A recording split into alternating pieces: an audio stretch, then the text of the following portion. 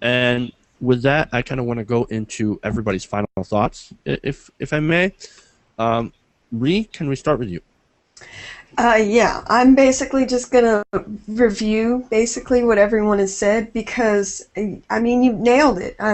These are the steps that we need to take. The first one is educate ourselves. We need to figure out what's going on. It really helps if we actually try to understand how the economy works and how these complicated systems actually work, because that's really a weapon that they have against us, the fact that they understand it, they know it, or they have some sort of foot in the door and we don't.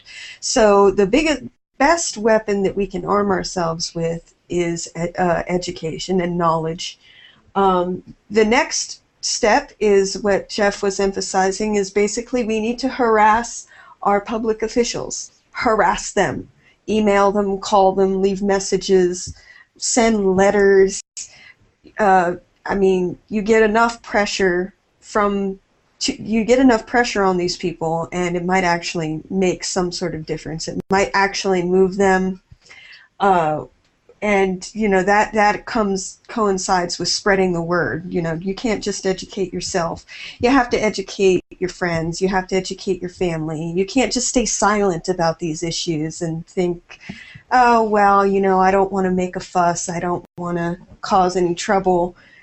This is going to cause our children trouble, our economy trouble, our country trouble if we don't stop it, if we don't put a stop to it. And the last step, or actually all these steps should happen at the same time, is wolf-pack.com.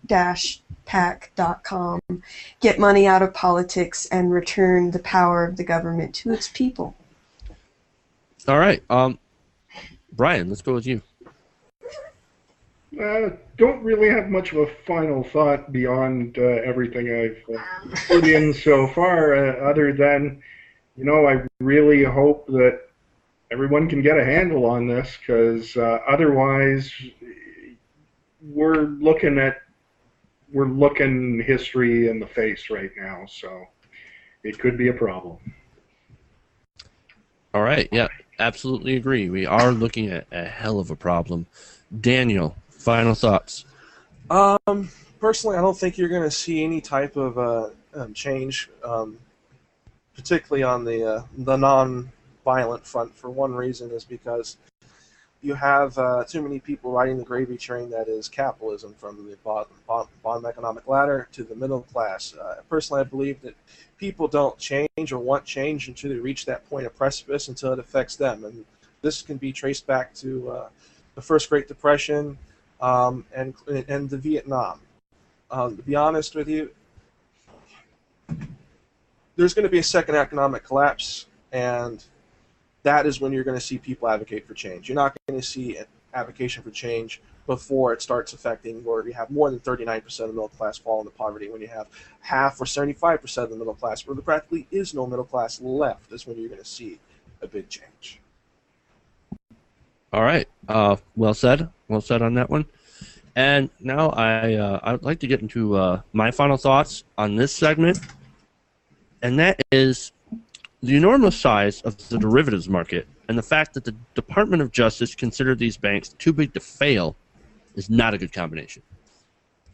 Weakening these regulations is only going to lead to another financial disaster, as we've all been saying, in the name of short-term profit.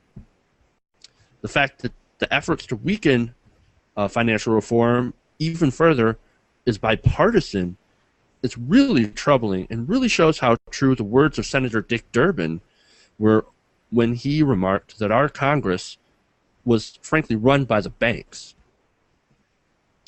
And of course, with campaign contributions from the financial sector to the members of the House Financial Services Committee of nearly $30 million just last year alone, according to OpenSecrets.org, Senator Durbin couldn't be more correct. This is why we need money out of politics. Wolf-pack.com, wolf-pack.com. Get the money out. And those are my final thoughts.